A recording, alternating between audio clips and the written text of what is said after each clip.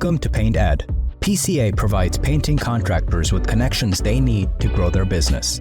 To find out more and to become a member, visit pcapainted.org. Find more great content just like this on PCA Overdrive. A subscription to the platform is included with membership. For all you non-members out there, sign up for a free trial. PCA Overdrive is available on the App Store and Google Play.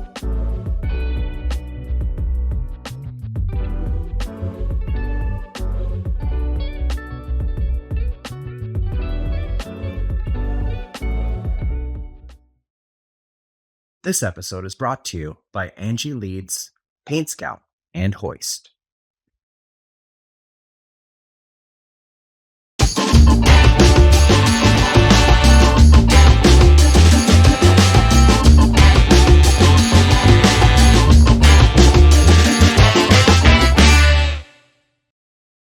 All right, welcome to this episode of Quick Hits. I am honored to have my friend and colleague Tanner Mullen joining us today. Tanner is the founder of Drip Jobs, which is a fantastic CRM for painters, built for painters by a painter. He also owns Premium Painting in Florida. Tanner, thanks for joining me, buddy. Honored. Get ready. Buckle up. It's going to be good. So today, I invited you on because I want you to talk about communication automation. So let's start with your thesis. Communication automation is... It's required for survival in home service from this point forward and beyond. Required. That's some strong language. It's required. It's required. Right. If you look at any business that's thriving, it's because they figured out how to communicate effectively with their customers. And generally speaking, the businesses that fail are the ones that lack communication with their customers. And that's because they are generally on the defensive rather than the offensive when it comes to even just putting out fires. You know, let me give you a good example. So we have an automated piece of communication that goes out one day after we start a project. And it's a very simple piece of communication. It's a text message. And it says, "Hi, Joanne. This is Tanner, just checking in. How's the project going so far? Are you happy with the progress?" So the way that message is timed is 24 hours from the moment the job starts. So that gives the customer an opportunity to let us know what's going on, especially because at this point in time, my business is doing 4 to 5 jobs at a time. Mm-hmm. And we don't have the capacity to be making those calls consistently. So automation takes care of that. And what we found through that message, generally speaking, is people are generally happy, but what happens is sometimes they're not. Sometimes we can get ahead of a situation before it turns into a wildfire. But we have project managers. The project manager is checking in with the customer. Why does that need to be automated? Generally speaking, most people are confrontational. I think you got to understand that these are the customers that don't leave the review and don't say why they didn't do it. Right? So when you have a system that allows for individuals to express their frustrations that maybe they may not feel comfortable expressing in person, it actually creates an even greater connection with that customer. So although, yes, that is the project manager's job, but what I find is that sometimes I'm catching that response and relaying that to the project manager. And that's creating an even better relationship between the project manager and the customer because the customer feels heard. And again, we can approach it head on rather than reducing the friction to identify the pain points. We found that to be true. A crew leader does a walk around with a customer, and they tell the crew leader everything's great. They're happy with everything. Yeah. And then the project manager does a follow up. And they identify a bunch of things. They feel very uncomfortable letting the crew know about any issues because they feel like they're criticizing their work. When in reality, it saves us a lot of time. It saves the crew leaders a lot of time if everyone would be more upfront. So I like that. Let me ask you this at a higher level. What are some of the things that contractors are just doing wrong with their communications? You talked about, I took it, being reactive rather than proactive. What else? Well, I think context is important in business communication. I think understandably so, people want to feel valued, especially when they're working with a business and they're paying money. So think of it this way. If a business is painting 300 houses per year, they're dealing with, generally speaking, if they have a 30% closing ratio, thousands of people. I mean, this is the nature of how businesses have to scale. So unfortunately, without automated communication and segmented communication, what happens is that we lose track of the context of the individual specific stage of their buyer's journey and production journey. And this is very important because although, yes, you do this every single day, and this is something I coach my team on, this is a mindset that we have.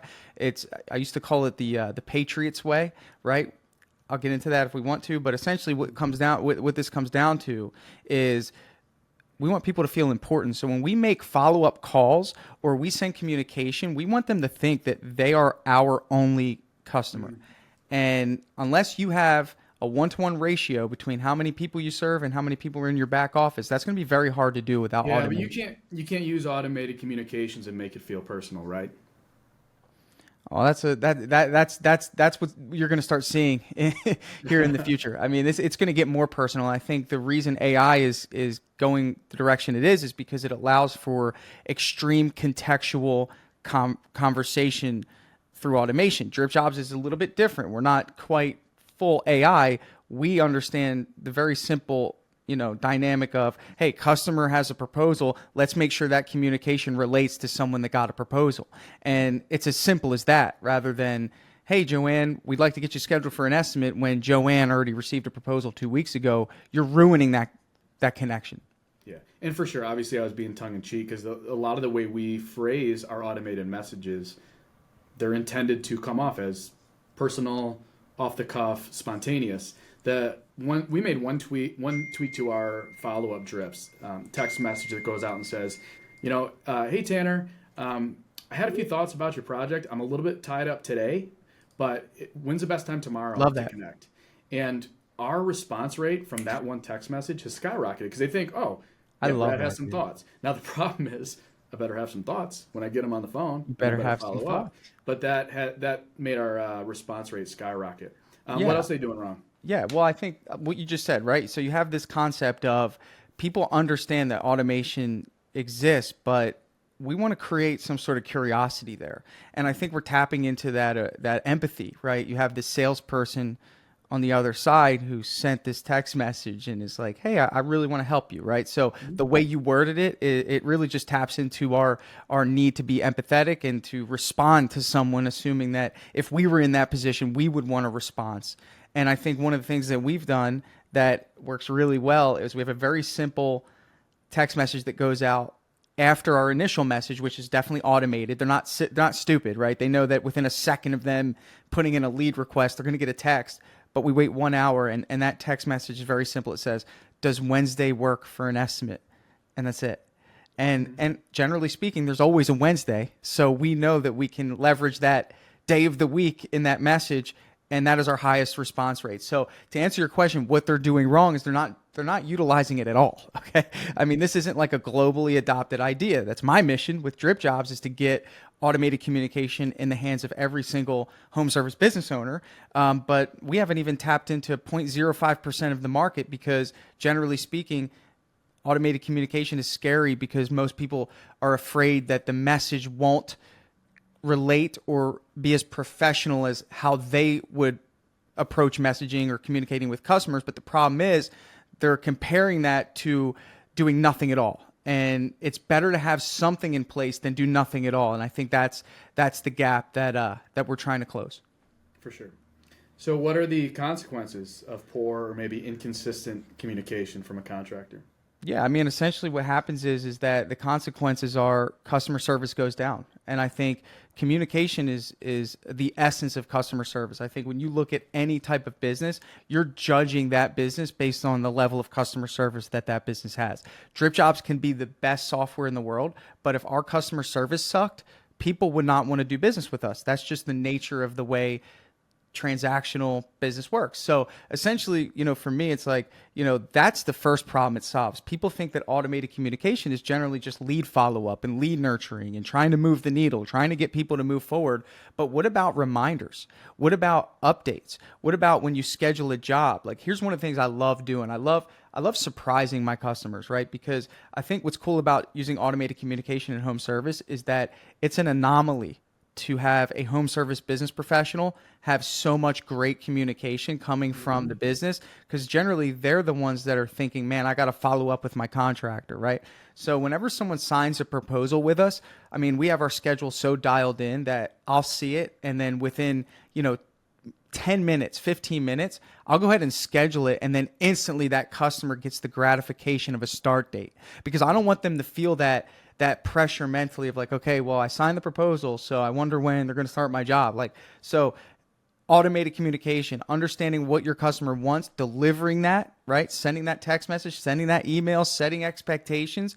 And then how about this? When that customer gets that, the next step is, hey, let us know if you'd like a color consultation. They respond, yes. We change a label in Drip Jobs that automates that communication to our designer. Designer gets the work order. Designer calls within 30 minutes. So you sign our proposal, you're getting a start date, you're getting a question that's contextual, you're getting a triggered message sent to the designer with a work order, and the designer calls you within, I'd say maybe 2 hours tops during normal business hours. That whole experience happens. And you know what that really does though?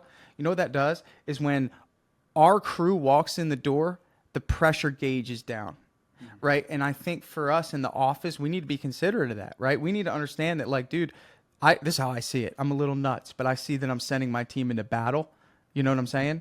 And I want to make sure that they come into battle with honor, right? Rather than, a customer already having the scorecard 0 to 1 because we failed to communicate with them. We rescheduled a project and didn't consider them or their schedule or their time. We didn't update them about colors. We didn't have anything organized in the back end. So when the crew leader gets there, he has to work harder to build that trust with the customer, right? So this is a deep topic, a very important topic, and there's no other answer than automation. Yeah, I love the customer service piece. We kind of operate with that same methodology where every person that interacts with one of our potential clients or customers, they're setting the stage for the next person. They're performing at such a high level that you're not walking into a customer that's already pissed off and looking for reasons to be upset. Right. That's really important. And I would even back up another consequence I see of the bad communication, and what I've really loved about Drip Jobs for us is you're missing out on sales. You don't. That's another element. My sales process, I can fight with a lot of guys in our industry about in-home presentations, closing on the spot versus emailing and following up. I can show you my stats: 45% close rate with 0 in-home presentations. Unbelievable. And almost 0 intentional follow-ups. It's just the drips. Your salespeople aren't doing in-home presentations. Well, my salespeople are. I'm talking about. Oh, you're not. Yeah. So but it's nice. The automatic drips just go out and it catches the people when they're ready. Yep. And it's low pressure, but it's educational and it gets responses. So not only are you missing out on customer service if you don't have the communication system set up, you're straight up missing out on customers. Right? Missing out on customers, but there's so many stages of customers. Let me run through them, right? So you talk about the sales pipeline. I want to give value for this podcast. And if this is new to you, the reason it can be contextual is because we understand where the customer is in the buying process. We added another layer with labels that allows to get even more contextual, but we're not going to go there. We'll start with stages, right? So you have cold leads. These are people that enter your pipeline without communicating with you directly. You have warm leads, right? So warm leads is a big stage. These are people that come in cold. We reach out to them, but for whatever reason, they can't book an estimate. Got sick, don't own the house, whatever the situation is, right? Those are not a waste of time. They will buy somewhere, somehow. They just need communication, right? So think about it like this. Someone hasn't bought a house, but you have the short-term mindset of if they don't book an estimate with me right now, then, they're never going to book an estimate with me. And that's simply not true. We convert quite a bit of warm leads because we have context. We know that they're warm. We have notes that tell us what the issue is, right? Or what the situation is. And then, of course, our follow-ups relate to their specific stage. So we can say, in that follow-up, we might send one a week later that says, hey, has anything changed since we spoke last week? That's it. And guess what happens? They think, wow, that's cool. This company's actually pursuing my business. And we can't forget that is something that we want to do as business owners, is we want to create the perception that we need our customers. The minute you start thinking you don't need customers is the minute your business is going to go on a decline. You need people. You need them. And you want people to feel like you need them. And that's one of the psychological elements of automated contextual communication. I may have you back on a separate episode to talk about sales mentality, because I would say I don't want my customers to think that we need them. I want them to feel like we want them. Even better. That's what I express. I say, we want to do this job. I know we're going to knock it out of the park. Yes. We want to do it. What do you need to see or hear from me and my team to make it an enthusiastic yes? Yes. Some sales guys definitely sell from a point of need, and that desperation can be very negative. I think the mindset internally is we need them. We know we need them. We want them to feel like we want them. But I need them. Yeah, I need them in order to grow. Like, so make no mistake about it. But the way you worded it is perfect. Yes. So lead nurturing, you send an estimate, the estimate follow-up. We talked about scheduling, moving that ball forward. We talked about job starts. You're reaching out automatic. So all that should be automated. Are there any types of communications through the whole buyer journey or customer journey that should not be automated? Actually, yes. Review links. We don't want to trigger that unless we understand and we know that we're going to get a good review. And I think that's the biggest concern for most people when we tell them that we're going to be automating that. We intentionally chose not to automate that, and that was simply because I'm a painting business owner. Some people I don't want anywhere near my Google profile. You're not getting there, So that is reliant upon a trigger. But still, even though it's a trigger, we're going to automate that text once you trigger it. So that's one thing. I would say also we have one stage that does not get automated, and that's because it's reliant upon the schedule. And if you don't update your schedule frequently, then we might send the wrong information. So for example, if we want to send out a message the day before a job starts and you haven't updated your schedule yet, then that creates a bad experience because you might have to call that customer and say, hey, I didn't mean to send that. So that's another one that we trigger manually. But generally speaking, the way DripJobs was built was that, it's like when you go bowling, you got the side rails, right? There's only so much that we're going to allow you to do. And we did that intentionally because the worst thing you can do is worse than no communication is the wrong communication, right? That's the worst thing you can do. So, we've kind of nailed that down. So that doesn't usually happen, but those two things are good examples. I think we're probably pretty close with technology that's coming out now, like with AI, that the whole estimating process could be automated. Do you see a world where that would be advisable? Or do we still want the in-person, face-to-face contact with our team? Yeah. Well, I think the way it could be, I think anything can be automated in terms of estimating, right? We do virtual estimates. We could probably create some sort of front-facing calculator that spins up an estimate and sends out the estimate. I'm sure that could all be done, but at the end of the day, man, people aren't buying an estimate. They're buying an experience. So for me, at least at this day and age, having someone come by and at least be a representative of the company is going to create a better experience than not, especially when it comes to a service. And the reason why is because a service cannot be compared, right? What we're doing is we're almost selling, what's called perception. So in other words, that just helps aid in the grand perception of a company. But automated communication contributes to that. And I have this kind of like this training that I do where ultimately every touch point throughout the sales process, I assign a certain amount of points to. So in other words, the ad, you should get some points for that. Your ad that you did, that creates trust. That creates a little bit of an excitement, maybe even just a really great experience when someone's watching it, right? So I would give you 10 points for that, right? So, what happens when they fill out the form? Well, if you use DripJobs, you get an automated piece of communication. That's 5 points, right? Then if a reminder sends out, that's 5 points. Maybe your story sends out in a drip, that's 5 points. Maybe your salesperson shows up on time, that's 5 points. Maybe he educates them, has good energy, and really helps them feel wanted, that's 5 points. And then what you have is this lump sum of points.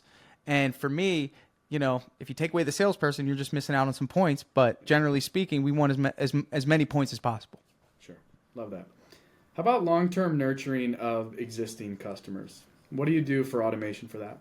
Yeah. So, man, long-term nurturing is something that we need to work on. I think with long-term nurturing, it's very important to have deep segmentation, and I think number one, you want to make sure you're maintaining a strong relationship with the previous customer. You don't want to throw them into a newsletter, right? I feel like that could kind of, again, like the best part about automated communication, the way we built it in Drip Jobs, is that it comes across as personal at the very least.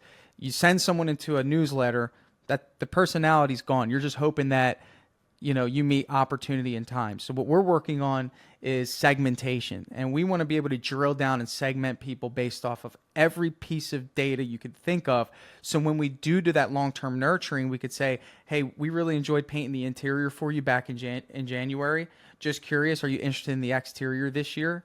Or is there anything else we can help you with? These are the services that we provide, right? So we just have some work to do, but that'll be what's next. I mean, ultimately, again, like our mission is, personalized, contextual, automated communication. Can't just throw together a newsletter because that really doesn't represent what we're trying to do. But yes, important.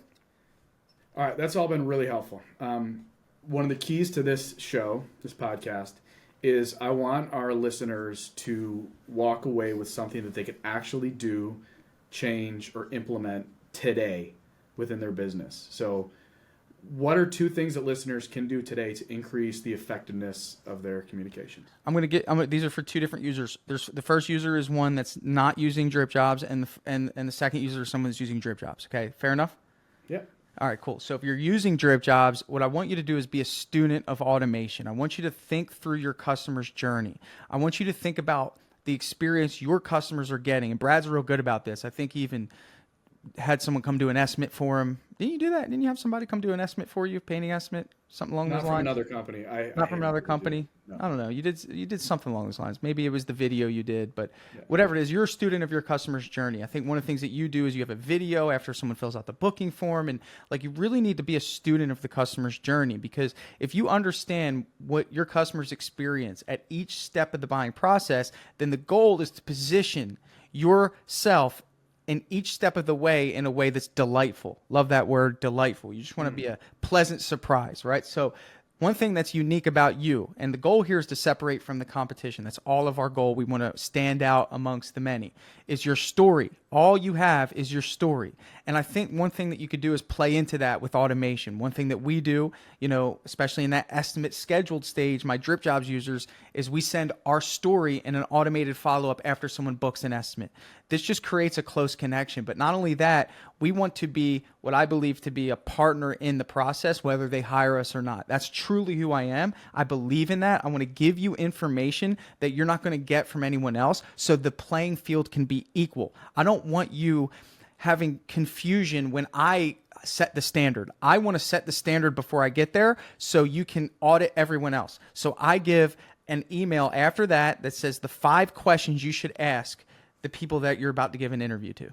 And these 5 questions are, subs or employees, what type of paint you're using, what's the warranty, right? Hold us to a high standard, hold everyone else to the high standard so you can make an educated decision. So again, that would be my goal for the Drip Jobs users, is set up an email drip with your story and then be an advocate for a fair estimating process in your automation. Okay, so that's my goal, for those guys. Now, if you're not using Drip Jobs, what I want you to really do is reflect. That's all I want you to do. And I want you to think real quick, is the fear of change greater than the pain of what's currently going on in your business? And I'll create a very simple, you want me to give some value real quick, someone can do right away. I'm going to give that to you right now. I want you to think about how many estimates you've done in the last year. And I want you to think about how many you've sold. And if you don't know that number, that's a different problem in and of itself. I'm going to assume that number, if you did 100 estimates, is, let's say, 30 or 40. Okay. So that means that there's 60 people that have not bought from you. Now, I want to ask you a question. It's rhetorical because I can't talk to you, but I want you to tell me yes or no if you can say with 1,000% certainty, life on the line, that each one of those individuals have purchased a painting project. And if the answer to that question is yes, you're a liar. And if the answer to that question is no, and you haven't put a system in place, you're just simply losing money. Okay, let's just put it that way. Okay, like you are seeking out resources to bring in new resources. It's almost like you have food that's non-perishable in your refrigerator and you keep buying new food just because you think buying new food is what you need to do. But the food in your refrigerator is non-perishable. You could still eat it, right? So that's what I would say. And if you feel as though you want something in place, of course, I'm going to recommend check out Drip Jobs, because this is what we built. You are who we built it for. And, we'd really love to earn your business. Love that, man. You are smart. You are strategic. I love the way you think. And maybe more importantly, I love the way that you act on it. So appreciate your contributions to the industry and your partnership with my company. And thanks for coming on, man. Yeah. Congrats on this podcast. Tune in and subscribe, guys. This is going to be a really epic show. Quick hits. All right. Take care, buddy.